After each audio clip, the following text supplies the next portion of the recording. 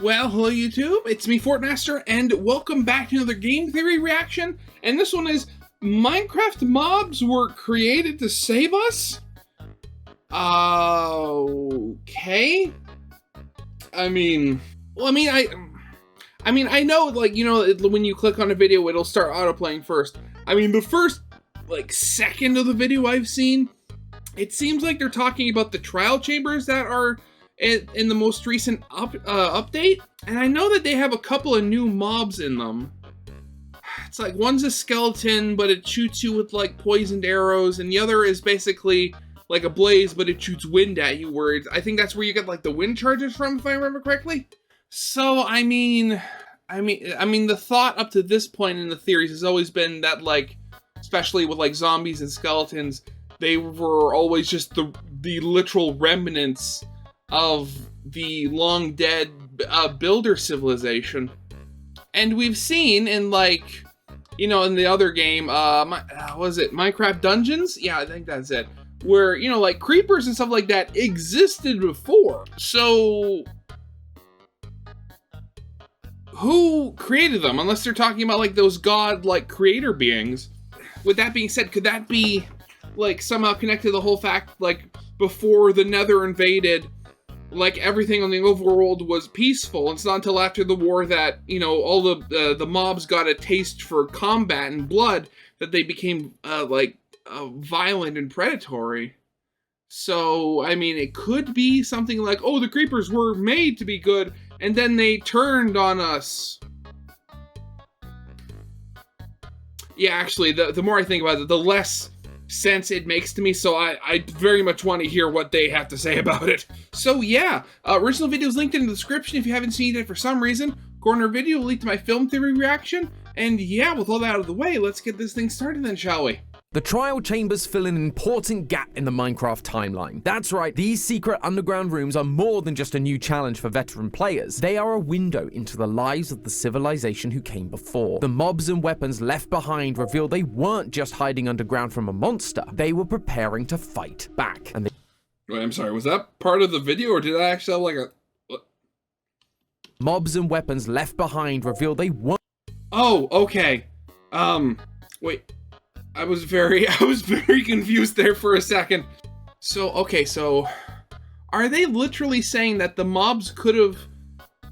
Okay, so depending on what the trial chambers were originally created for, like if they were originally created as sort of like a Colosseum-like thing, and, you know, people would go into the trial chamber and they'd be like basically a form of entertainment, are you saying that potentially stuff like creepers and stuff like that could potentially be just, like, literal, like, they could have been initially created just for the sport of it?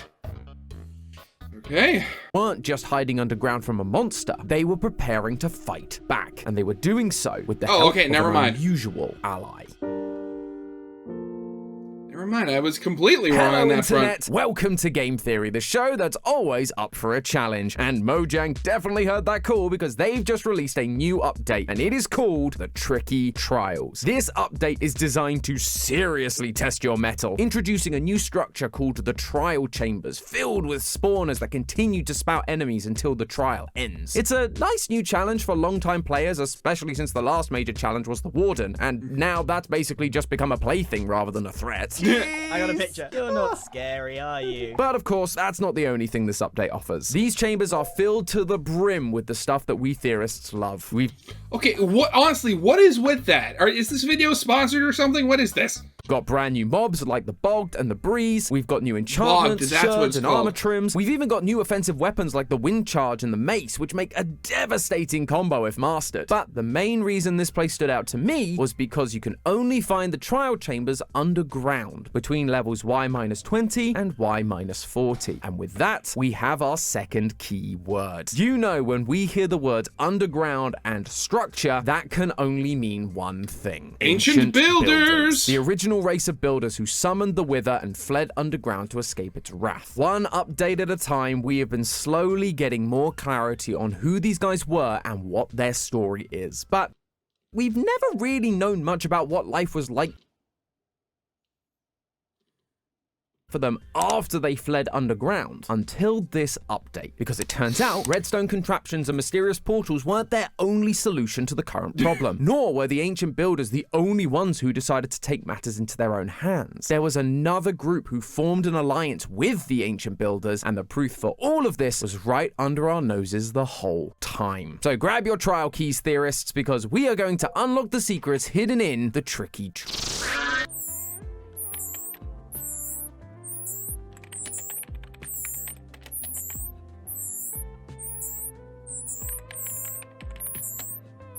Uh-oh.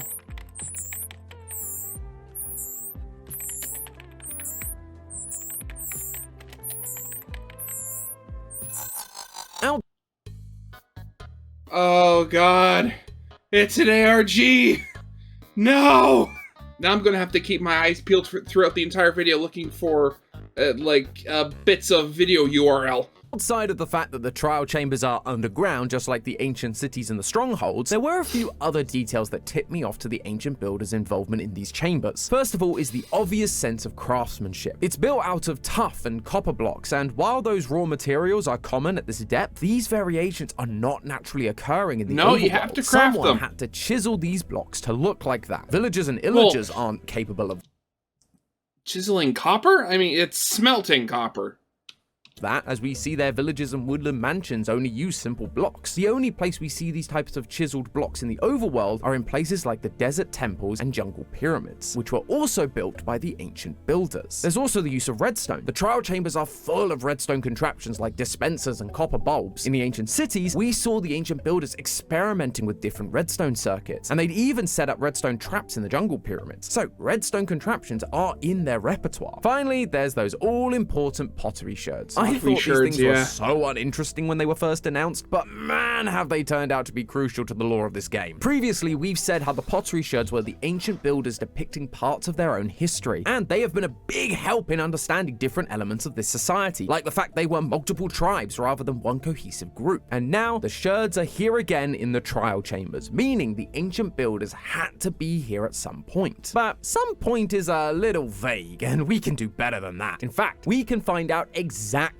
when these trial chambers existed in the timeline, and it's all thanks to one thing: the loot chests. In the past, we found chests in various structures built by the ancient builders, and the specific loot you get helps to show the development of their civilization. In the nether fortresses, you can find things like golden armor, golden weapons, and diamonds. But in the end cities, they've evolved into turning diamonds into armor and weapons, even learning how to enchant them. Over time, the ancient builders grew and developed their technology, so depending on the kind of loot we get from these trial chambers, we should be able to figure out where in the timeline it fits. The key items that stood out to me were the diamond chest plate and the enchanted books. Why? Because it falls right in the middle of the 2 points I've mentioned: the nether fortresses and the end cities. In the end, we basically have every kind of diamond armor or weapon, but here we only have one piece of armor: the chest plate. They hadn't developed the full suit of diamond armor while using these chambers, and that means these chambers were in existence before the ancient builders fled to the end, which makes a lot of sense. It'd be weird if they came after, because they're meant to be stuck in the end. Regardless, it also shows us that it comes after they first went to the nether, as diamond armor hadn't been created at that point. They were still using golden armor. Plus, none of the armor in the nether isn't... Which is weird also, because,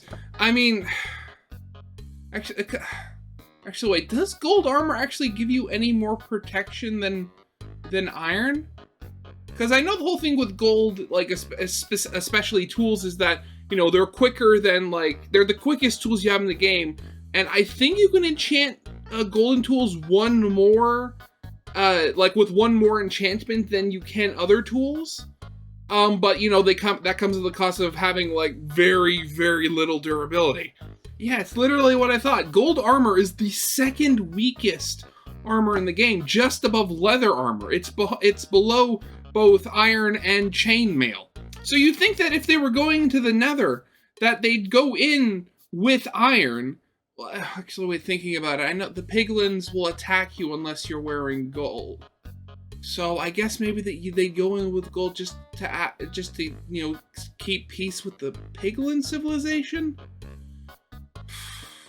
Yeah, okay, I could possibly see that, but you'd think you'd also find some spare, you know, iron just laying around, you know, just in case it was needed.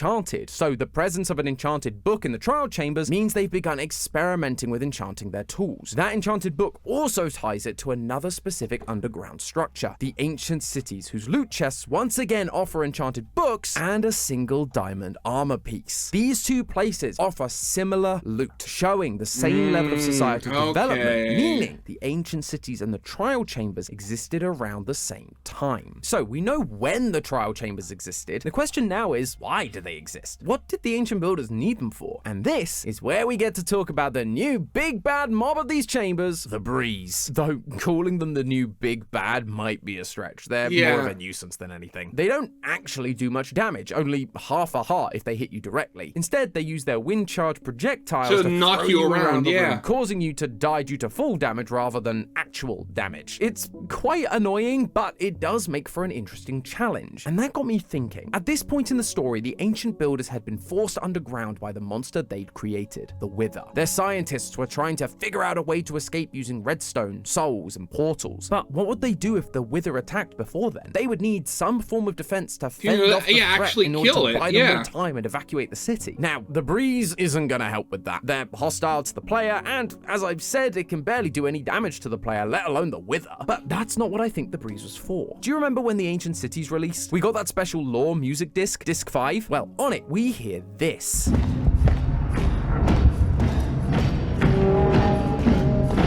Sound of an army marching into battle. That was the defense the ancient builders had in mind. However, you don't just gain an army overnight. You have to train people. And to do that, you would need to put them through a bunch of exercises. Okay, I think I get it. What's the Breeze's main form of attack? It's shooting a projectile at you, and it's a flying enemy. What is the Wither? It's a flying enemy that shoots projectiles at you. The Breeze quite literally could have been a Wither training dummy that was supposed to train soldiers to dodge incoming fire. Or, also reflect that fire back at you. Oh, actually, can you reflect the Wither's attacks? It's been a while since I fought one. Yeah, it can be deflected. So I'm calling it now. I am foreseeing that the Breeze was literally a Wither training dummy. Or trials. This is where the Breeze comes in. It wasn't there to fight off the Wither. It was brought in to train potential soldiers to fight the Wither. Just like the Wither, the Breeze shoots projectiles at them, sending them flying. You can't shoot the Breeze with arrows either, just like how the Wither's second phase is immune to all projectiles. The Breeze was the perfect practice dummy for their fight against the Wither, and they could practice all of this without actually taking too much physical damage or dying. This is why they built the trial chambers. Potential soldiers could go in again and again, learning and improving each time in order that they could protect their underground cities from the Wither. And it was all thanks to the Breeze having a very similar fighting style with none of the destruction. Though, this wasn't just luck on their part. It would be too much of a coincidence for them to just find a mob that happens to do little to no damage and happens to have similar abilities to their number one enemy. No, the Breeze wasn't just manufactured in some way. It was designed to be this way by the ancient builders. See, the Breeze doesn't actually spawn naturally in Minecraft. It only comes from the spawners found in the trial chambers. And in Minecraft Legends, we play as the ancient builders who are shown to be able to make spawners. The Minecraft builders understood how spawners worked and how to use them to create life. They could just make a mob to help them in this situation. Except everything they made in the game wasn't new. They were golems or mobs that had existed prior thanks to the godlike beings who looked over the land. Sure, the ancient builders can make spawners, but that doesn't mean they could just make a new mob using them, right? Wrong. Because we have an example of them doing exactly that. And it's with a mob that bears a striking resemblance to the Breeze. While the Breeze appears to have a complex design, when you break it down, it's actually quite simple. It's an elemental mob made of rods with a cube head, and it can shoot projectiles. That is identical to what we see from a mob we find in the Nether, the Blaze. An elemental mob made of rods with a cube head, and it can shoot projectiles. We've actually had requests to do an episode on these guys, but we never really saw the point because their lore lore is basically spelled out for us in the Minecraft mob bestiary, but for this video, it does give us some interesting insight. Quote, "The blaze does not spontaneously exist in the nether. Rather, it is conjured into existence by a spawner. Just like the breeze, blaze also don't spawn naturally. They can only be summoned by a spawner, and those spawners only exist inside nether fortresses, structures we believe to have also been created by the ancient builders long ago. The ancient builders are well versed in creating these new mobs for whatever they need at that point in time. In the nether, it was likely a way to farm blaze rods for the potions we see them experimenting with on the pottery sherds. Now, which asks the questions, where did they get blaze rods in the first place? Like, was it literally just like some ancient recipe or crafting recipe that was like super tedious and convoluted to make, and then it just got to the point where, like, hey, we need to find an easier way of doing this, so let's create a creature made of the things and just kill it.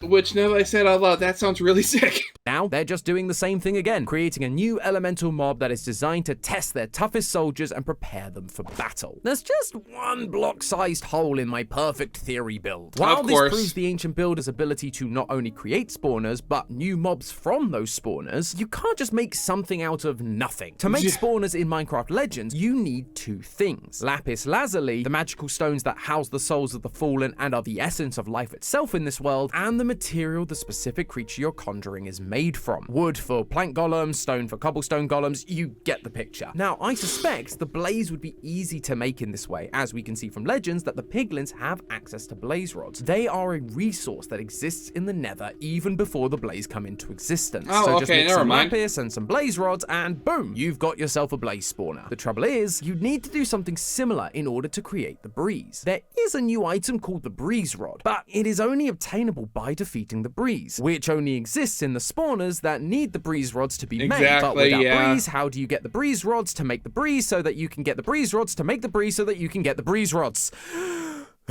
This it's a catch-22. It's horrible. My chicken or egg debate, and despite enjoying the odd philosophical discussion, this was starting to hurt my brain. So I decided to put it down and take another look at some of the areas I'd already explored to see whether anything could give me some clarity. And when I did, I noticed something odd. I was taking a look back through the loot chests, and while I'd earlier made note of the armor and enchanted books, I'd not paid attention to the weapons you're given. Despite this being a chamber meant for battle, the only weapons you get are axes, bows, and crossbows. Not only is a crossbow going to be pretty useless against the breeze, but we've never had crossbows appear as loot in the chests left by the ancient builders before. This game is pretty consistent with the type of loot you get. So that other party, they were the pillagers. Because I think the pillagers are the only, times you see, like, crossbows being used by another being. They don't use bows or anything. Okay. Usually the ancient builder chests that means that the pillagers split up from the villagers a lot earlier than I thought. Fighting. But not once do these chests contain crossbows. So why would these weapons suddenly be in the ancient builder item chests? Simple. Because the ancient builders weren't the only ones making the trial chambers. They had help. If you're wanting to kick your trial up a notch, you can turn the next trial into an ominous trial, which spawn harder mobs with more armor and offer better rewards, like higher level enchantment or diamond blocks. But what's interesting is the way that these harder trials are triggered. It happens by drinking an ominous bottle, which is a new item you receive by beating the trial chambers. But it can also be dropped when you kill an Illager captain. Before this update, killing an Illager captain would immediately curse you. But now, instead of cursing you, the Illager will just drop an ominous bottle that will allow you to become cursed once you've consumed it. With this curse, you can trigger raids, or you can trigger an ominous trial. If the Illagers carry these potions, which give you the same curse that historically was given to you naturally by them, then it would stand to reason that these potions have been made by the Illagers, meaning the ancient builders were using Illager magic in the trial chambers. And no, this wasn't just the ancient builders killing the Illagers and stealing their stuff. Not only do the Illagers continue to idolize them after they're gone, which I'm I'm not sure they do if the builders had killed a bunch of them, but you never know. Some people are just really, really sick that way. If you take a look at the ancient cities, you'll find one structure that isn't like the others. One that is made up of dark oak instead of deep slate. One that looks suspiciously like a pillager outpost. The Illagers didn't just help them build the chambers. They literally lived alongside them, working and learning together, trying desperately to figure out how to solve the problem of the Wither. We've known for a while that the Illagers have been following and worshipping the works of the ancient builders. They learned how to fight from them in Minecraft Legends, and since then they would try and do as they did, recreating their maps, beds, and end portals from wool. But throughout all of this, we've always pictured them as watching from a distance, hearing the stories, never as like an actual really part of it. Involved until now. The Wither was a threat to all of them after all. No one in the overworld was safe, and so just like with the original Piglin invasion, the Illagers wanted to help. They were able to use their magic to create these ominous bottles, and because they understood this magic, were able to help the ancient builders utilize its strange effects to increase the difficulty of the trial chambers. That's why you receive crossbows and axes as rewards from these trials. Those are the Illagers' iconic weapons. In fact, crossbows can only be found in overworld loot chests at pillager outposts. They are helping to reward and equip any ancient builder that completes the trials, mixing in their prized possessions and strongest weapons in with the ancient builders. Sure, they might not have fully grasped all the technology that was going on. They were still making portals out of wool, but they were there to provide magical support and to provide the necessary items to create the trial chamber's primary mob. That's right, the Illagers are also the final piece to our Breeze puzzle. In 2020, there was a DLC for Minecraft Dungeons called the Howling Peaks. In it, you must head to the top of a large mountain, and one of the places you encounter is called Gale's Sanctum, which, if you look, is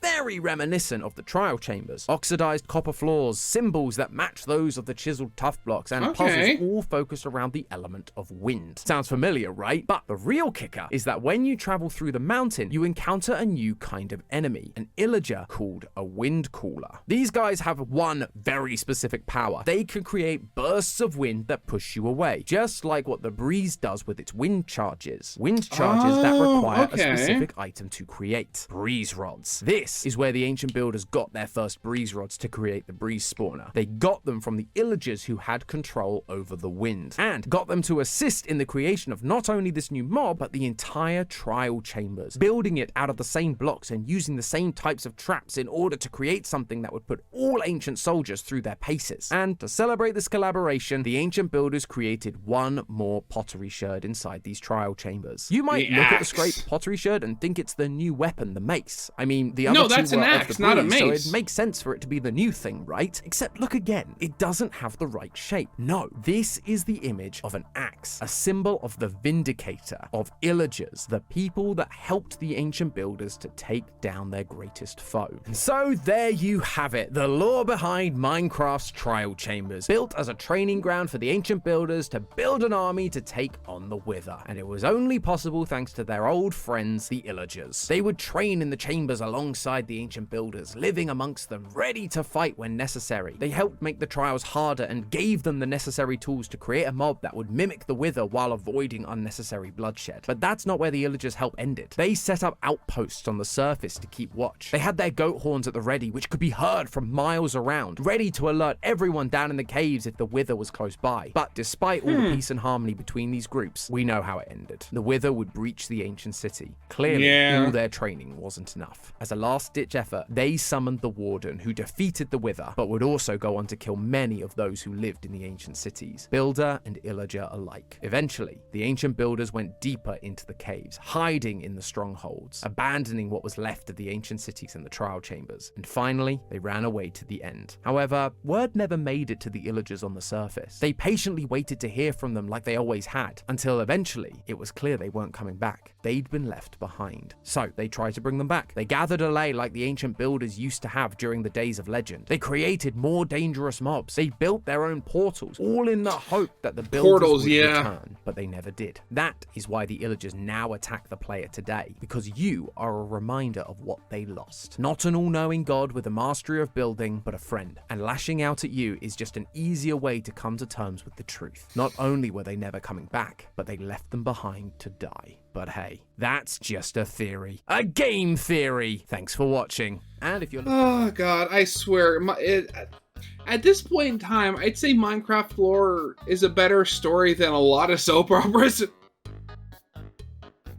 But seriously, I mean, the fact, and granted, I know like there's a lot of, you know, just storytelling going on here. They're connecting a lot of disparate dots when it comes to making like this lore stuff. But at the same time, I mean, you know, the developers wouldn't put it there for no reason. Oh god, it just goes to show, and I think I've said this in like literally every Minecraft like theory that I've watched of theirs, and it's basically that with every update that Minecraft has gotten, it's felt like a world healing after an apocalypse.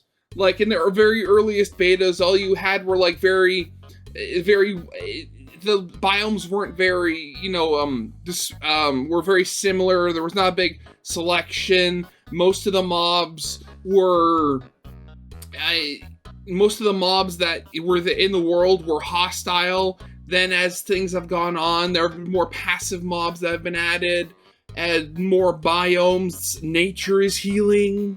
Sorry, you gotta love indirect storytelling like that. It really is just first class. I gotta love it. So yeah, that'll be it for now. So of course, as always, original videos linked in the description if you haven't seen it yet for some reason. Corner video will lead to my film theory reaction. And yeah, with all that out of the way, I hope you guys liked. If you did, leave a like, subscribe if you have not, and I'll see you guys next time. Goodbye.